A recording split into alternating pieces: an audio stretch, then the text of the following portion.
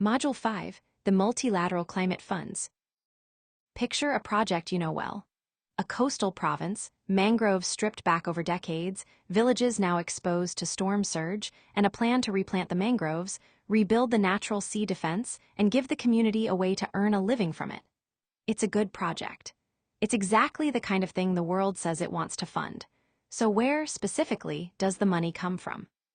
Not the international community in the abstract, but an actual institution with a name, a board, a bank account, and an application process. In this module, we open up one whole category of those institutions, the dedicated multilateral climate funds.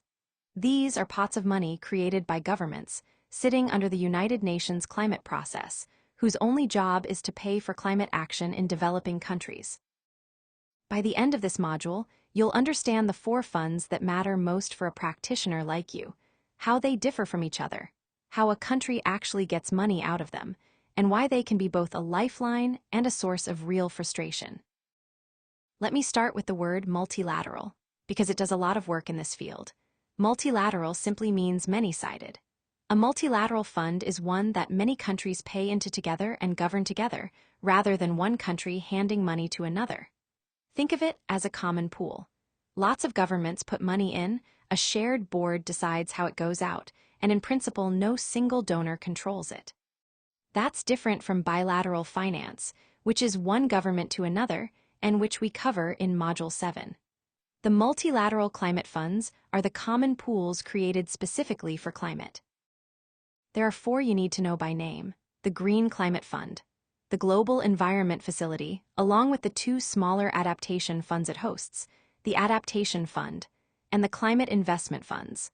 Let me take them one at a time, and as I do, keep asking yourself 3 practical questions.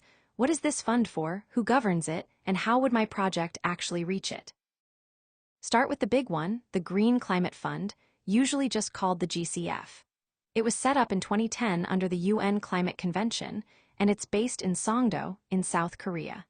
It is the largest dedicated multilateral climate fund in the world, and it was deliberately designed to be the flagship, the main financial vehicle of the Paris era. Here's the thing that matters most about how it's funded.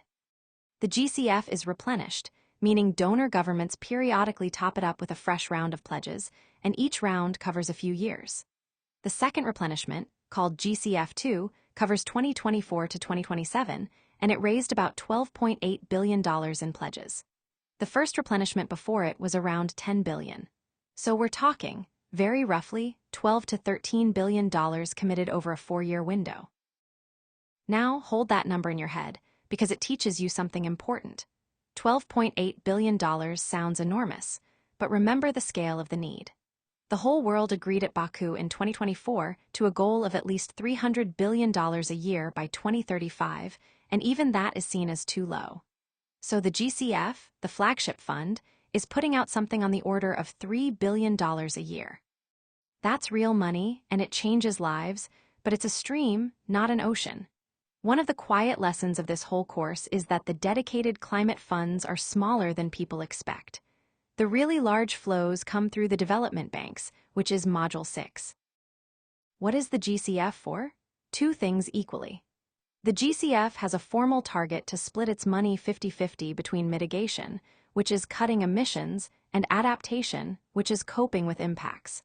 And of the adaptation half, at least half again, is meant to go to the most vulnerable countries, the least developed countries, the small island developing states, and Africa. For your region and your kind of work, that 50-50 balance is a big deal, because most sources of climate money lean heavily toward mitigation, toward the projects that produce clean energy and attract private investors. The GCF is one of the few large funds that treats adaptation as an equal citizen. Here's where it gets practical. How does a project reach the GCF? Through something called an accredited entity. The GCF does not, as a rule, take an application directly from a village cooperative or a provincial government. Instead, it works through organizations it has vetted and approved, and those organizations submit and manage projects on the country's behalf. An accredited entity can be an international body, like a UN agency or a development bank, or it can be a national institution inside the country itself. When it's a national institution, We call that direct access, and it's one of the ideas the GCF genuinely champions. Direct access means a country's own development bank or environment ministry can be accredited and handle the money itself, rather than always routing through a foreign intermediary that takes a cut and calls the shots. If direct access is the goal, why doesn't every developing country just accredit its own national body and cut out the middlemen? Because accreditation is hard, deliberately so. To be accredited, an entity has to prove it can handle donor money to a high standard, with real financial controls, environmental and social safeguards, procurement rules, anti-fraud systems, all of it. For a well-resourced international agency, that's routine. For a national ministry in a smaller country, it can take years and a lot of technical help just to build the systems and pass the assessment. So in practice, many countries still lean on international accredited entities to get anything moving, and true direct access remains more of an aspiration than a reality in a lot of places. This is exactly the kind of capacity gap that readiness funding, which we'll come back to in Module 15, is meant to close. One more thing to hold onto about the GCF, country ownership.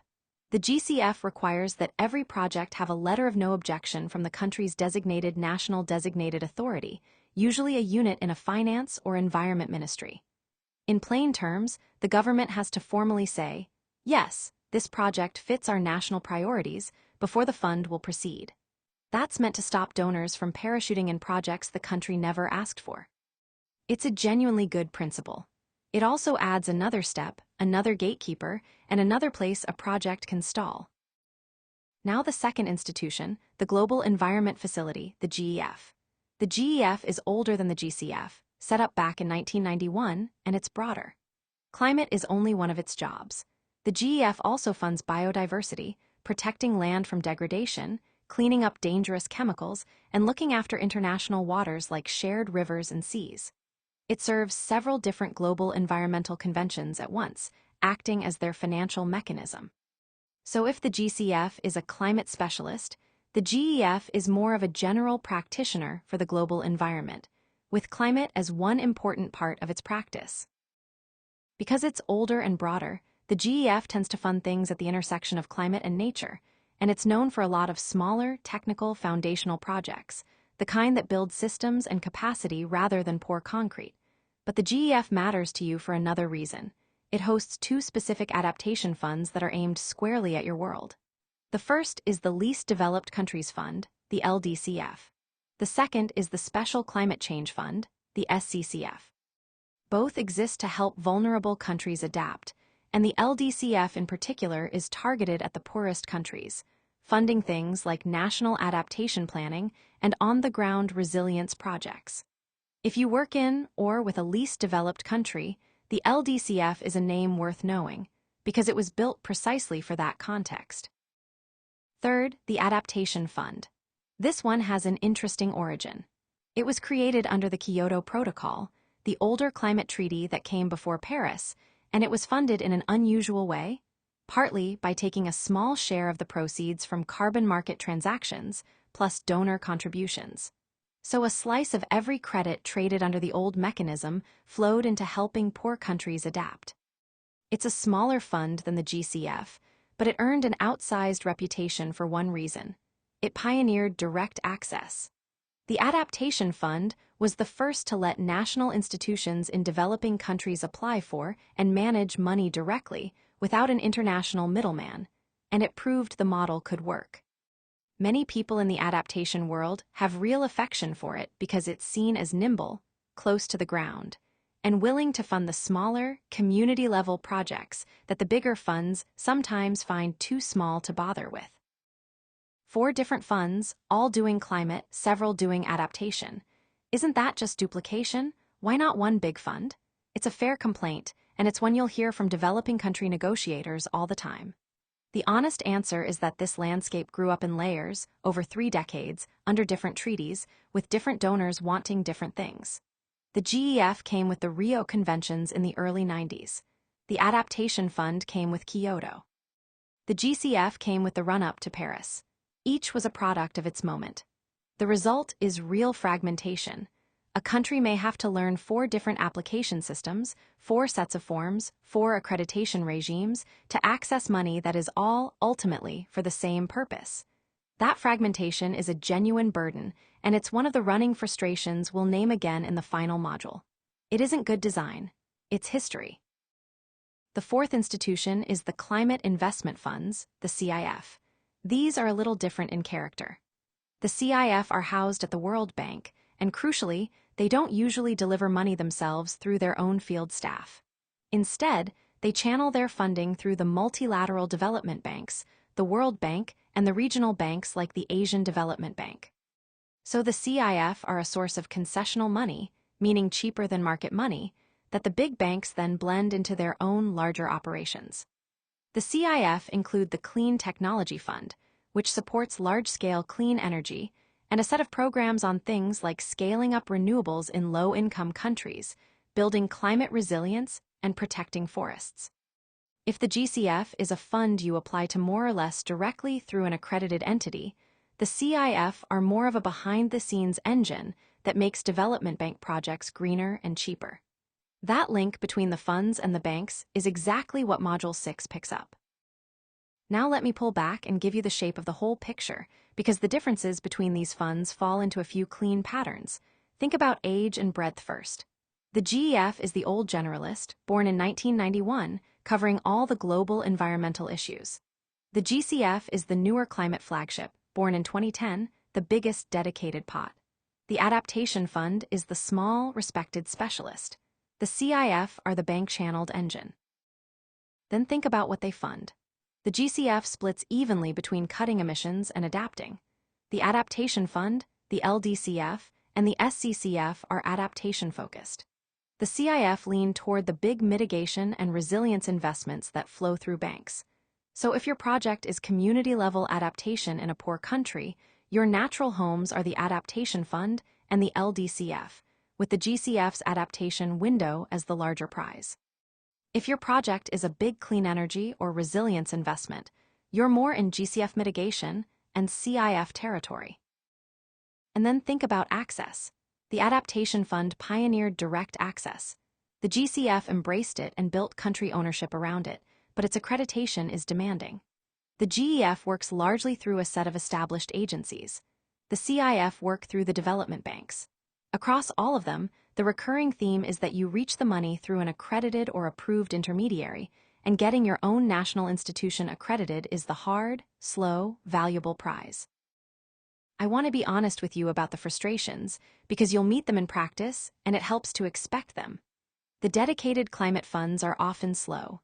The time from a first concept note to money actually landing in a project account can run to years, not months.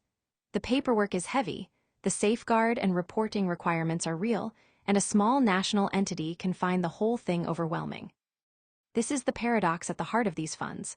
The very countries that most need the money, the ones with the least capacity, face the highest barriers to getting it, because rigorous controls and fast, easy access pull in opposite directions.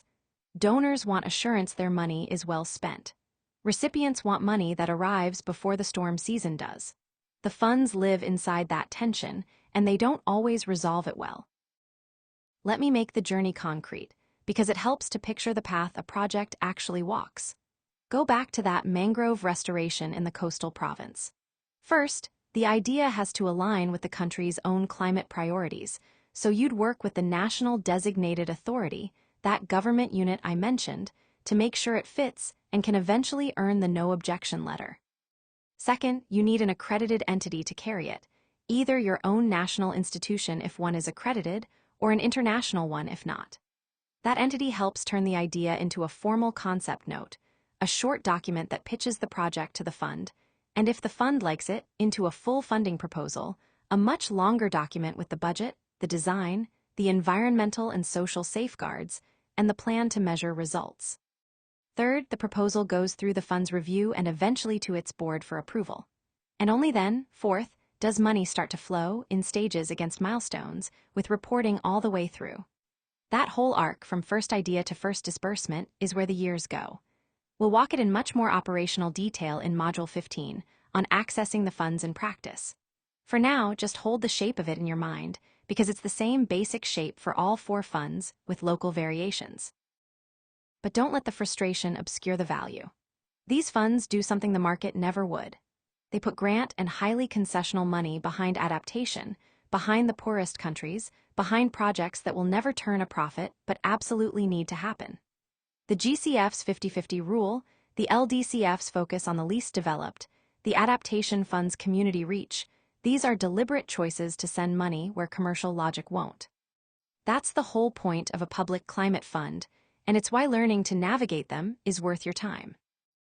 So, to bring it together, the multilateral climate funds are the shared pools of public money sitting under the UN climate process dedicated to climate action in developing countries. The Green Climate Fund is the flagship, the largest, with about $12.8 billion for 2024 to 2027, an equal split between mitigation and adaptation, and a strong commitment to country ownership and direct access. The Global Environment Facility is the older, broader environmental fund, and it hosts the LDCF and SCCF for the poorest countries' adaptation. The Adaptation Fund is the small specialist that invented direct access. The climate investment funds are the concessional engine channeled through the development banks. Across all 4, you reach the money through an accredited entity, country ownership matters, and the biggest practical barrier is the slow, demanding process of getting access, especially for the national institutions that most deserve it. Remember, too, that all 4 together are smaller than people assume. And that last point is the bridge to what comes next, because if the dedicated funds aren't where most of the money actually flows, then where is? The answer is the multilateral development banks, and that's Module 6.